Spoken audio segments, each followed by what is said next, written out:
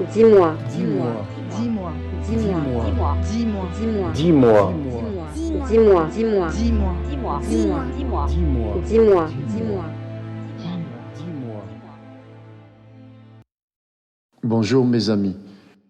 Dans cette rubrique que j'ai appelée Dis-moi, je me propose de vous éclairer sur le blasphème. C'est quoi le blasphème? Le blasphème est une injure, une insulte ou un outrage. Dans toutes les civilisations, il est toujours possible d'injurier, d'offenser ou d'insulter. Dans la religion, on emploie le terme blasphémer, mais cela veut dire offenser, injurier. Mes amis, on peut injurier par un acte ou par une parole. Pour mieux comprendre, on peut s'appuyer sur les synonymes. Les synonymes que je vais citer nous permettent de comprendre aisément le blasphème. C'est un affront, un sacrilège, une offense. En matière de religion, de foi, de piété, le mot blasphème est souvent utilisé ou retenu pour désigner ce qu'est l'injure. Mes amis, lorsque nous étions sous la loi, l'injure à Dieu, c'est-à-dire le blasphème, était puni de mort. Lisons. Lévitique 24, 16. Et celui qui blasphémera le nom de l'Éternel sera puni de mort.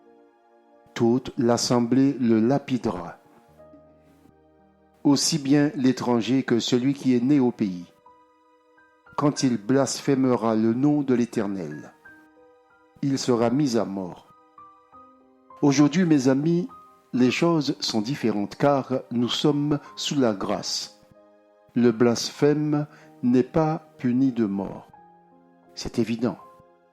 Quand il est dit aussi bien l'étranger que celui qui est né au pays, cela signifie aussi bien le chrétien que le non-croyant. Pour être plus clair, cela signifie que Jésus est mort pour tous les hommes. Et, par conséquent, le blasphème est interdit à tous les hommes. Lisons. Marc 3, 28. Je vous le dis en vérité, tous les péchés seront pardonnés aux hommes, ainsi que les blasphèmes qu'ils auront proférés. Mais celui qui blasphémera contre le Saint-Esprit n'obtiendra jamais de pardon. Il mérite une condamnation éternelle. Jésus parla de cette manière parce qu'il disait « Il a un esprit impur ». Mes amis, blasphémer, c'est attribuer à l'ennemi les œuvres de Dieu. C'est ça le blasphème. C'est aussi simple que ça. Lisons Luc 11, 14. Jésus chassa un démon qui était muet. Lorsque le démon fut sorti, le muet parla, et la foule fut dans l'admiration. Mais quelques-uns dirent, c'est par Belzébul, le prince des démons, qu'il chasse les démons. C'est précisément cela le blasphème, mes amis. Comprenez ceci et soyez vigilants. Mes amis, ne soyons pas hypocrites. Même si nous ne réagissons pas à l'injure, nous sommes sensibles à l'injure, à l'affront, à l'insulte, donc nous sommes sensibles au blasphème. J'ai envie vraiment que vous touchiez cela. Lisons Exode 17, 15. Moïse bâtit un autel et lui donna pour nom l'Éternel ma bannière. Mes amis, une bannière, c'est un drapeau. Nous avons pu observer des personnes en colère après tel ou tel pays ou tel chef d'État. Nous avons vu ces gens, pour manifester leur indignation, piétiner ou brûler le drapeau du pays visé. C'est une façon d'injurier le pays en question. C'est comme une insulte, donc un blasphème. Mes amis, quand le chef de l'État se retire d'une tribune présidentielle parce que le public a sifflé l'hymne national, il s'en va parce qu'il se sent offensé. C'est comme un blasphème. Mes amis, si quelqu'un tient des propos injurieux à l'encontre de notre mère, nous n'apprécierions guère, car c'est comme un blasphème. C'est une mise en garde du Seigneur.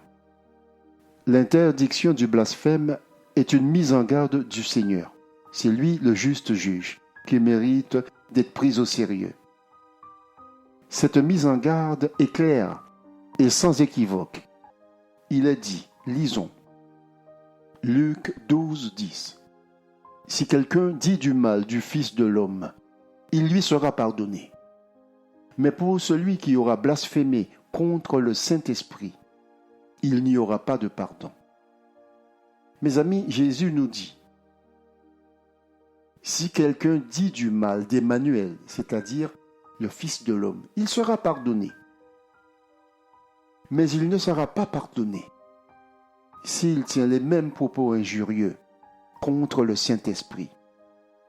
Si nous développons un peu plus, comprenons ceci de manière plus claire. Cela veut dire, vous pouvez vous tenir devant moi, Emmanuel, le Fils de l'homme, et dire que je chasse les démons par le prince des démons, pas de problème. Cela vous sera pardonné. Mais je m'en vais et je vous enverrai le Saint-Esprit qui accomplira de grandes œuvres. Si vous tenez les mêmes propos à son égard, cela ne vous sera jamais pardonné. Lisons. Matthieu 12, 31. C'est pourquoi je vous avertis, tout péché, tout blasphème sera pardonné aux hommes, mais pas le blasphème contre le Saint-Esprit.